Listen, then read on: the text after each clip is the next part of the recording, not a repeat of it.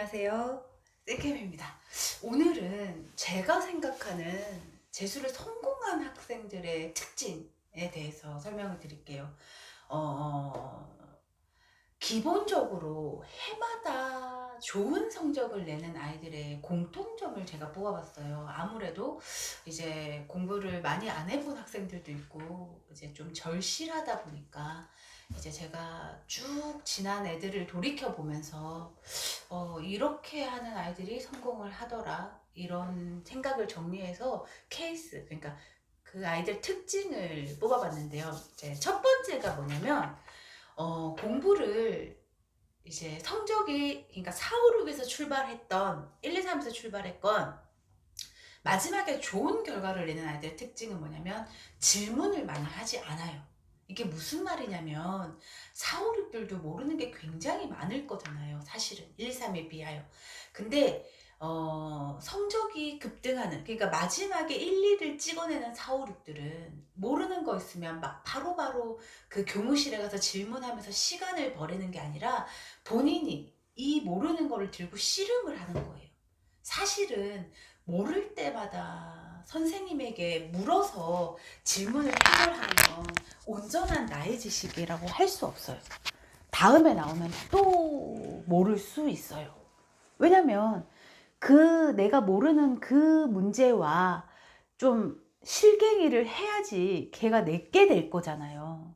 근데 그런 과정 없이 계속 바로바로 질문을 하고 교무실에서 질문 대기하면서 옆에 있는 애들과 수다 떨고 이러면 답이 없습니다, 여러분. 그러니 일단은 모르는 게 나오면 최소 30분 이상, 시간이 아깝다고 생각하지 마세요. 여러분에게 시간은 충분합니다. 30분 이상 그 모르는 질문과 씨름을 하세요. 그래야지 그 아이와 친해집니다. 아이라고 하긴 좀 그렇네요. 그것과 그 문제와 그 파트와 그 개념과 친해집니다. 그리고 두 번째는 학원들이 정해진 굉장히 까다로운 규칙들을 모두 다 잘 지킵니다. 그러니까 공부에 집중되어 있는 아이들은 그 규칙들을 어길 필요가 없어요. 예를 들면 아침에 7시 반에서 7시 반에 기숙사에서 나와야 돼. 그리고 종합반도 마찬가지입니다. 8시 반까지 학원에 가야 돼. 그러면 내가 공부하기에 집중해 있는 애들은 이런 규칙들을 어길 이유가 없고, 그리고 이런 규칙들을 어기지 않음으로써 나를 관리해주는 선생님과의 사이가 굉장히 좋아요. 그러니 내가 스트레스 받을 수 있는 요인이 줄어드는 거예요. 그러니까 공부에 집중되어 있지 않고 규칙을 계속 조금씩 어기는 애들은 계속 지적을 받으면서 그 지적에 대한 스트레스가 올라가게 되는 거죠. 이렇게 공부에 뭔가 집중해 있는 아이들은 그 모든 규칙들을 소화해내고요. 그리고 세 번째, 친구를 많이 사귀지 않습니다. 말하는 아이들 끼케 한두 명? 그 한두 명쯤만 이제 유대를 하면서 이제 본인이 그래도 장난치고 싶을 때 있잖아요. 공부를 열심히 해도. 근데 장난 한두 번 쳐가면서 넘어가고 친구를 많이 사귀지 않아요. 그리고 네 번째, 말수 자체가 없습니다. 여러분, 공부는 너무 업돼 있어도 집중이 안 되고요. 너무 다운되어 있어도 집중이 안 돼요. 그러니까 제가 학원에 있다 보면 너무 즐거워서 날뛰는 애들이 있어요. 내가 한 번씩 물어봐요. 불러서. 공부 열심히 하고 있어? 이런 얘기를 하다가 당연히 성적 안 나오죠. 성적이 전혀 움직이지 않아요. 그래서 제가 너무 답답해서 불러서 공부 열심히 하고 있어? 물어보면 아, 네! 막 이러면서 즐거워요. 너는 재수가 즐겁냐? 제가 이렇게 대놓고 한번 쏘거든요. 그런 애들은. 그러니까 아니요. 그러니까 야, 재수가 즐거우면 안 돼. 너 지금 그렇게 감정이 업돼 있으면 당연히 집중이 안 되겠지. 이렇게 제가 얘기를 해주거든요. 근데 또 반대로 너무 다운되어 있어도 안 돼요. 너무 그러니까 우울해져도 계속 집중이 안 되고 바닥으로, 저 깊은 바닥으로 가라앉는 느낌일 거거든요. 그래서 중간을 유지하는 게 가장 어렵고, 그리고 중간을 유지하기 위해서는 친구들이 많지 않아야 되고, 그리고 뭔가 공부에 집중해 있는 아이와 그냥 답답할 때 아이스크림 하나 정도 먹으면서 좀 수다 잠깐 떨 수 있는 이런 친구들 한두 명 정도 데리고 있고, 그리고 이제 다섯 번째 특징이 뭔가 늘 표정이 어두워요. 그러니까 그 날뛰는 아이의 반대인 거죠. 그러니까 저희가 이제 학원 가서 제 얼굴 썩어 들어간다 이렇게 얘기하거든요. 선생님들이. 그게 뭐냐면 뭔가 계속 공부만 하다 보면 사람이 자기가 의도하지 않게 다운되거든요.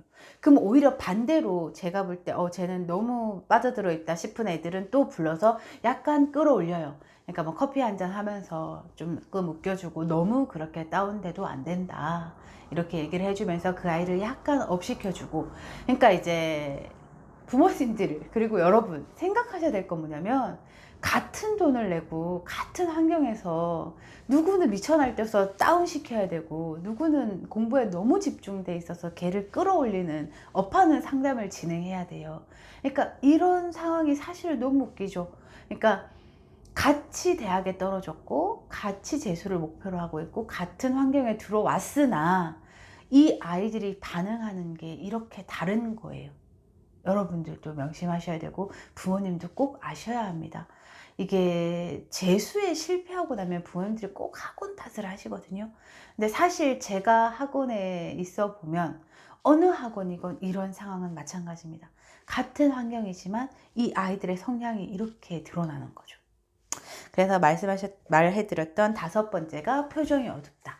그리고 6번째가 뭐냐면 이건 좀 웃긴데 사실입니다. 살이 빠집니다. 여러분 살이 남자건 여자건 그 공부하는 데 쏟는 에너지가 사실 엄청나거든요. 살이 계속 빠져요. 그러니까 많게는 거의 20kg까지 빠지는 애들도 봤어요. 제가 뭔가 운동을 하거나 밥을 안 먹는 게 아니라 그냥 공부에 집중해서 막 그 칼로리를 쏟다 보면 살이 엄청 빠집니다. 그 반대로 찌는 애들도 있어요. 그 사실 저는 공부한다고 살찌는 애들이 대학 잘 가는 거 못 봤습니다. 이게 참 웃기지만 제 머릿속에 있는 대학을 잘 간 아이들의 특징이에요. 이 6가지가. 그래서 정리해 볼게요, 여러분. 일단은 학원에서 1번이 질문을 많이 가지 마세요. 그러니까 그 아이들과 그 문제와 내가 씨름하는 시간을 가지고 2번이 그 학원들이 정해놓은 규칙을 잘 지키십시오. 그래야지 결론적으로 여러분들의 스트레스가 다운됩니다. 그리고 3번이 친구를 많이 사귀지 마시고 한두 명 정도만 나의 너무 답답할 때 대화할 수 있는 친구 정도만 사귀세요. 그리고 4번이 말수를 줄이세요. 그리고 4번 아니라 4번째. 그리고 5번째가 약간 진지 모드. 그러니까 너무 즐겁거나 너무 다운되지 않게 표정을 이제 좀 붙이는, 이건 뭐 억지로 되는 건 아닐 거예요. 그리고 6번째, 살이 빠집니다. 그래서 여러분, 이 6가지를 쫙 보면 모두 6가지 모두가 정적이에요. 정적. 그러니까 내가 혼자서 뭔가를 질문도 가지 않고 연구하고 혼자 다니고 혼자 공부하고. 이게 제가 여기 하나 더 하자면 플래너 작성을 꼭 하셔야 됩니다. 나의 매일매일을 내가 테스트해야 합니다. 확인해야 하고, 그리고 나의 매일매일에 만족해야 합니다. 여러분, 이게 제가 본 그 성공한 재수 학생들이 가진 특징이었고요. 뭐 따라한다기보다는 지금 현재 여러분과 어느 정도 매치가 되고 있는지 한번 비교해 보시라고 영상을 올립니다. 저는 여러분의 입시 고민을 함께하고 있는 유튜버 생캠이었고요. 영상 끝까지 봐주셔서 감사합니다.